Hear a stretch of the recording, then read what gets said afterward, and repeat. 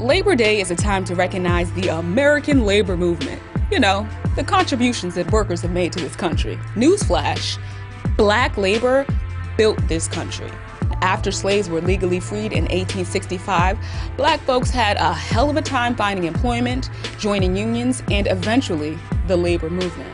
Because yeah, the history of labor in America is racist as fuck. Labor Day became a federal holiday in 1894 after a strike led by the American Railway Union, known as the Pullman Strike. This was a turning point in the labor movement, though it didn't benefit all American workers. Black Pullman Porters weren't allowed to participate in the strike because they were not allowed in the unions, but they wanted to be. Black people were organizing unions way back then too. Some scholars even date black unions to as early as 1838. And in 1865, some African Americans were in white-collar professions like doctors and lawyers, while some free men filled blue-collar jobs like artisans, farm workers, laborers, servants, and caulkers. Speaking of ship caulkers, this is Isaac Myers. Born a free man in Baltimore in 1835, he started working as a ship caulker at 16.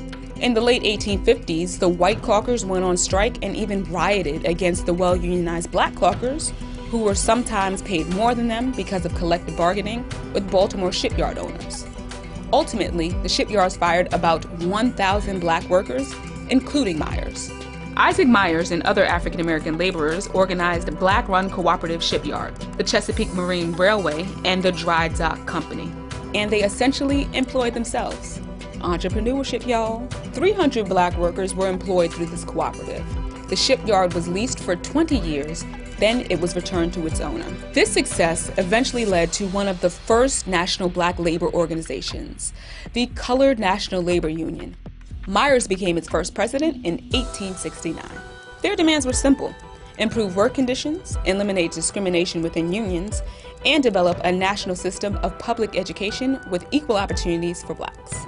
Over 200 delegates attended the first CNLU convention in 1869, and 2 representatives met with President Ulysses S. Grant. Frederick Douglass became their second president in 1872. But the CNLU soon dissolved after becoming divided over supporting the Republican Party or the National Labor Reform Party. Though the CNLU existed for less than 5 years, it led to the incorporation of black workers into white labor unions like the Knights of Labor. It also paved the way for black labor unions like the Brotherhood of Sleeping Car Porters. Established by A. Philip Randolph in 1925, this was the first African-American union to receive a charter in the American Federation of Labor, which later became the AFL-CIO. Randolph went on to become an outspoken leader in the civil rights movement. Finally, the work of black labor unions was recognized. Well, kinda sorta. This is America, y'all.